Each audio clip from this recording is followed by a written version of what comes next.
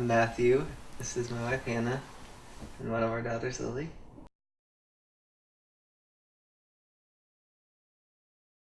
I think the first time driving through, went to the township, and just to see those tin sheds essentially that whole families were living in, just wow, you see stuff like that on TV, but it doesn't really hit you in the heart until you actually see it in person. And going back multiple times and having, as soon as you pull up and the kids run to you and remember you, obviously makes you feel good, but there is an impact by us being there, and not as the great white people, but because they experience love, they experience care, and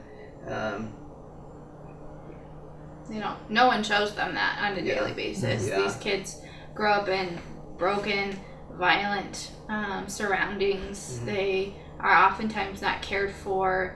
No one plays with them. Adults do not play with kids. Especially the men.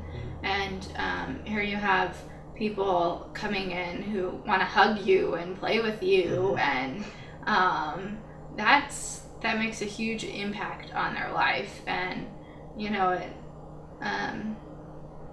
it's something very simple that, but it's something that really can impact these kids.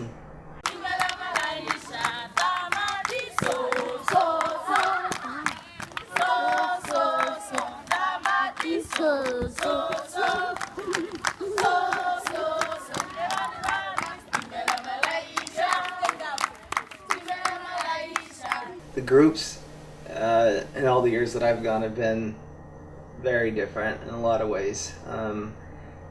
In past years, everybody's been pretty much the same age group, but everybody's from a different part of the country, and so there's obviously differences there.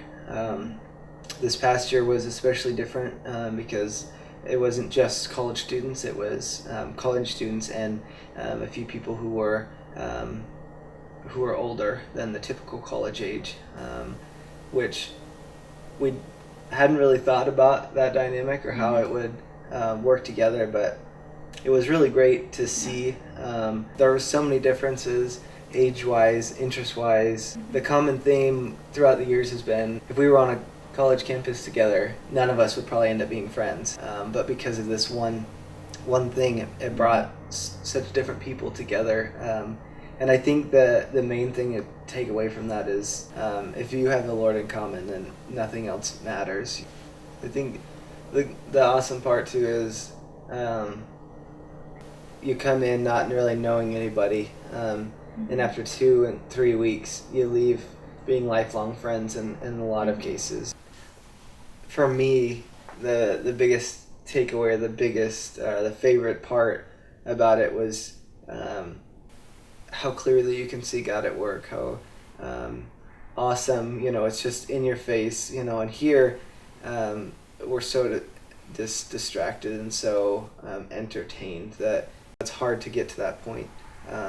But just seeing just the Lord at work with the kids, and then in our group, I think, my favorite part has always been when people get baptized, when they realize that, one, they need the Lord, and they give their lives to Him, and recognize that baptism is the next step in that. It's that first step of obedience, and that kind of became a tradition almost. After my first year, there's a couple people who really just came to that realization that they hadn't taken that first step of obedience to really enter into that walk with the Lord, and so just years, as the years went on, we didn't really announce it. It was just the Lord putting it on people's hearts to be obedient in that way. And I think it's just a great place to get away, and really it's almost like a retreat in that sense, just where the Lord really exposes things in your life.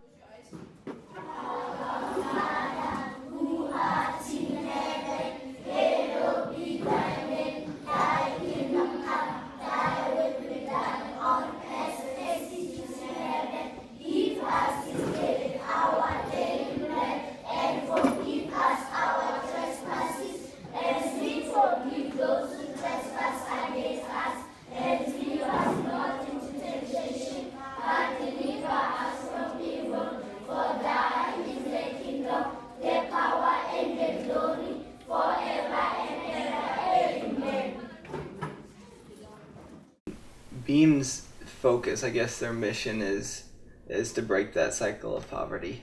Just in those townships, they have this mentality that they're not worth anything. This is where they're gonna be. This is all there is to life, and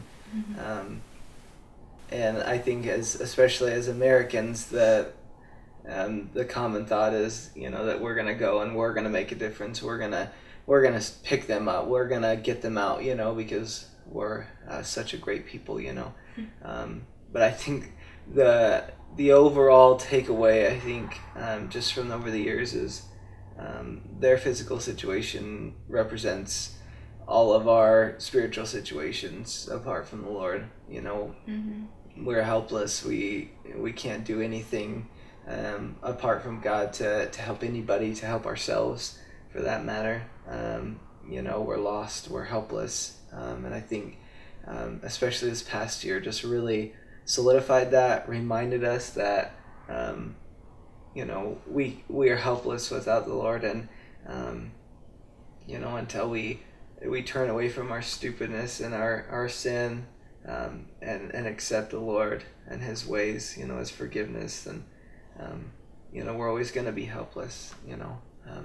So anything that has come out of this that's been good has been from the Lord and from His work there, and we were just fortunate enough to be a part of that, to be used in that way. To